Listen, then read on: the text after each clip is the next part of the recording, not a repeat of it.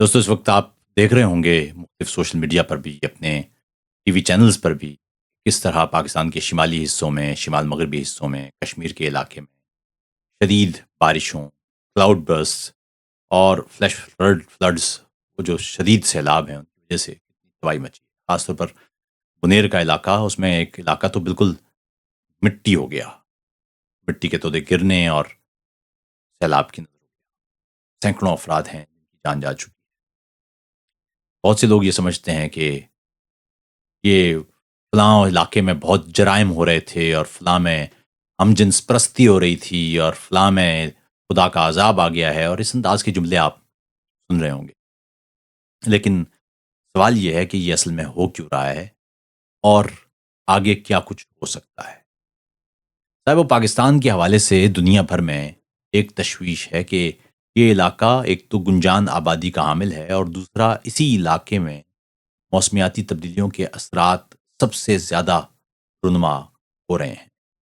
دنیا میں جو 10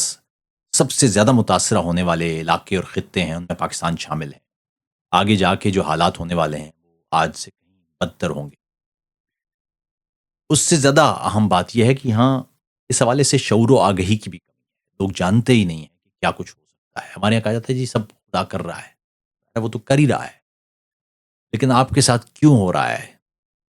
اور یہ جو کہتے ہیں کہ یہ سب خدا کا عذاب ہے دوستو عذاب کے ساتھ ایک معاملہ بھی ہے عذاب کی سب سے خوفناک بات یہ ہے کہ عذاب سے بچا جا سکتا ہے وہ زمین پر عذاب ہو یا مرنے کے بعد کا عذاب آپ اس سے بچ سکتے ہیں آپ کے پاس تدبیر کا وقت ہے اگر آپ نہیں بچتے ہیں تو پھر آپ اس عذاب کو خود گلے لگا رہے ہیں سائنس آپ کو بتا رہی ہے کہ موسمیاتی تبدیلیوں کے اثرات شدید تر ہوں گے موسم شدید تر ہوں گے زمین کا کرۂ ہوائی جو ہمارا ایٹماسفیئر ہے وہ چونکہ مسلسل گرم ہو رہا ہے اس لیے اب ماضی کے مقابلے میں اس میں آبی بخارات زیادہ ہیں زمین جو گرم ہو رہی ہے اتنا ہی آبی بخارات زیادہ اڑیں گے اس کا مطلب ہے کہ بادلوں میں ماضی کے مقابلے میں زیادہ پانی ہوگا اور پھر وہ علاقے خاص طور پر پہاڑی علاقے جہاں زمین سے ٹھنڈی ہوائیں اوپر کی طرف جاتی ہیں وہاں پر وہ بارش ایک دم برستی ہے نتیجہ یہ ہے کہ آپ نے یہ فلیش فلڈز اور کلاؤڈ برسٹ یہ آپ ہر طرف اب دیکھتے جا رہے ہیں تباہی مچ رہی ہے لوگوں کی جانے جا رہی اور مزید یہ کہ ہمارے ہاں لیکن اس پر گفتگو ہونے کی بجائے اور کوئی راستہ اختیار کرنے کی بجائے وہ بالکل ایک دوسرا ہی طریقہ چل رہا ہے عملیات چل رہی ہیں کوئی کہہ رہا ہے جی دعائیں کر لیں ارے بھائی دوا کر لیں گے اس کے بعد دعا کرنا ہے آپ نے صرف دعا سے کام نہیں چلے گا کیونکہ صرف دعا کر کے اور دوا نہ کر کے یعنی صحیح نہ کر کے آپ اگر صرف دعا کرتے ہیں تو وہ آپ خود خدا کی توہین کرتے ہیں اور خدا کے بنیادی احکامات کی توہین کرتے ہیں خدا کے قانون کی توہین کرتے ہیں صرف آپ کو خدا ویسے بھی زمزم جاری کر سکتا ہے لیکن آپ کو ایڑیاں مارنا ہوں گی آپ کو صفا اور مروہ کے درمیان دوڑنا ہوگا تاریخ بتاتی ہے ہمیں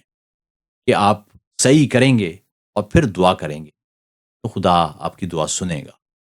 صحیح نہیں کریں گے اور فقط دعا کریں گے تو خدا آپ کی بات نہیں سنے گا پاکستان پورا ایک ویلی کی طرح ہے پاکستان شمال سے لے کے جنوب تک ایک ڈھلوان ہے اس کا مطلب یہ ہے کہ پاکستان ایک بہترین جگہ ہے جہاں بہت اچھی کھیتی باڑی ہو سکتی ہے لیکن اس کی بنیاد یہ ہوگی کہ آپ پانی کا راستہ نہیں روکیں گے اگر آپ پانی کا راستہ روکیں گے یعنی اگر آپ دریاؤں کی عزت پامال کریں گے تو دریا آپ کو تہس نہس کر دیں گے دریا یا پانی کے قدرتی بہاؤ کا کوئی بھی راستہ وہ قوم جو اس کی عزت کرتی ہے وہ پانی سے بھرپور فائدہ بھی اٹھاتی ہے اور پانی اس کی تکریم بھی کرتا ہے یہی پانی زندگی کی علامت بن جاتا ہے لیکن اگر آپ اس کی تکریم نہیں کریں گے تو یہ موت کا استعارہ بھی بن سکتا ہے اب یہ دیکھیے کہ شمال سے لے کے جنوب تک ہمارے ہاں ایک تو دریا کی تکریم نہیں ہے ناجائز تجاوزات آپ کو دریاؤں کے اندر تک بنی ہوئی نظر آئیں گی دریاؤں کی مٹی اٹھا لینا ریت جو دریا کی ہے اسے چوری کرنا زمین گھیرنا دریاؤں کی غیر قانونی تجاوزات یہ سب آپ کو نظر آ رہا ہے پھر مزید یہ کہ ڈیم بنا لیں یہ بھی ایک جملہ ہے کہ سیلابوں سے بچنا ہے تو ڈیم بنا لیں. اب جب فلش فلڈ آتا ہے نا تو ڈیم کتنا بھی بڑا ہو وہ اس کو روک نہیں سکتا پھر. اس لیے دریاؤں کے راستے بند کر کے وہ چاہے ڈیم کے ذریعے کریں یا ناجائز تجاوزات کے ذریعے، وہ قدرتی نظام میں وہ سب ناجائز تجاوزات ہی ہیں. اور ناجائز تجاوزات کے ساتھ قدرتی نظام بڑا خوفناک کھیل کھیلتا ہے. پھر کچھ عرصے پہلے کی بات ہے، لیبیا کا ایک شہر تھا، اس کے باہر کی طرف ایک ڈیم تھا. اسی طرح فلش فلڈز آئے تو پورے کا پورا علاقہ، پورا شہر ختم ہو گیا، غرق ہو گیا، صفائے ہستی سے مٹ گیا. ہزار حال لوگ، ان کو پتہ ہی نہیں چلا کہ ہوا کیا ہے. ڈیم وہ معمولی سیلاب تو یقیناً روکتے ہیں، لیکن بڑے سیلاب کا راستہ وہ ہموار بھی کر دیتے ہیں. اب جب کہ اتنی شدید طوفانی بارشیں ہوتی ہیں، آپ کو پتہ ہے کہ ہو رہی ہیں، اور یہ آگے جا کے اس میں اضافہ ہی ہوگا، اس میں کمی نہیں ہوگی. تو ایسے میں دنیا بھر میں یہ سوچا جا رہا ہے کہ پانی کو بہتر طریقے سے جذب کیسے کیا جائے، زمین کو سونپا کیسے جائے. دیکھیے شہروں میں جو سیلاب آتا ہے اس کی وجہ یہ ہوتی ہے کہ شہروں میں کہ سڑکیں ہوتی ہیں، کنکریٹ کا اسٹرکچر ہوتا ہے، تو پانی جذب نہیں ہو سکتا زمین میں. اور ویسے بھی جو کلاؤڈ برسٹ ہوتا ہے، یعنی ایک گھنٹے میں اگر 100 ملی میٹر سے زیادہ بارش ہوتی ہے تو زمین جذب نہیں کر سکتی اتنا زیادہ پانی.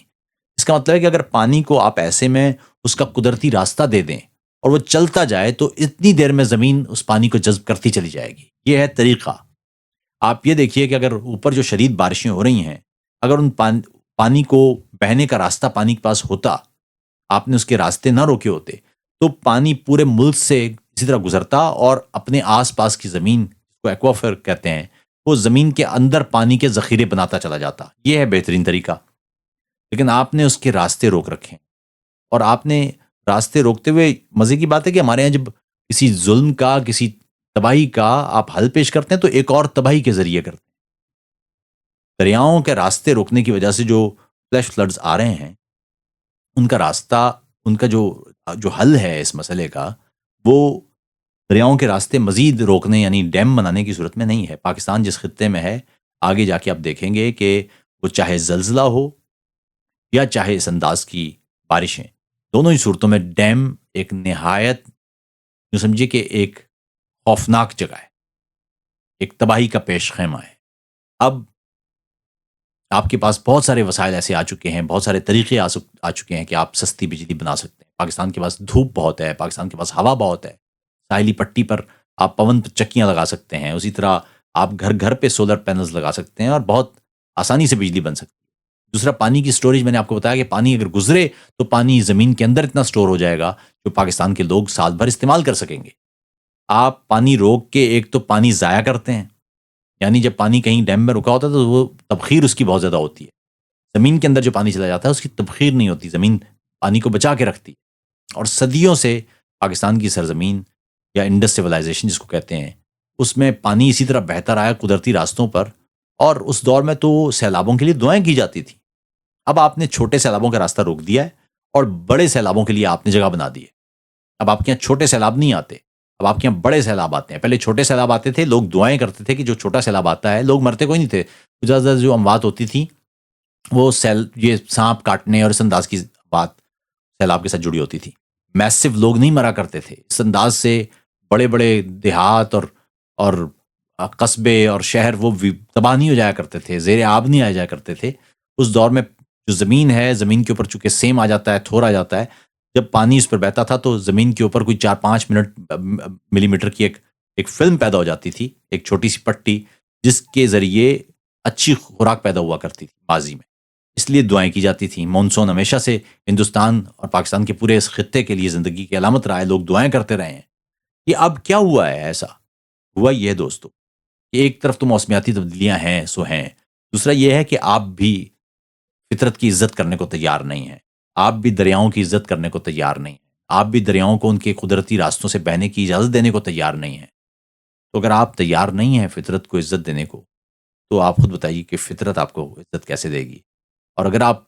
فطرت کا راستہ روکتے ہیں اور دریاؤں کے گلے گھونٹتے ہیں، تو آپ بتائیے کہ کیا دریا آپ کو زندہ رہنے دے گا؟ کیا آپ کی موت کا پروانہ نہیں بن جائے گا؟ اس لیے بنیر اور اس وقت جو پورے کے پی میں بہت شدید تباہی ہوئی ہے، کشمیر کے علاقے میں تباہی ہوئی ہے، گلگت بلتستان میں تباہی ہوئی ہے، یہ تباہی آج بھی ایک سبق ہے. اگر آپ یہ سیکھ لیں گے تو آئندہ کسی بڑی تباہی سے بچ جائیں گے. اگر آپ نے یہ سبق نہ سیکھا اور اسے بھی کہا کہ جی یہ تو خدا کا عذاب ہے، جو کہ ہے، تو اس کا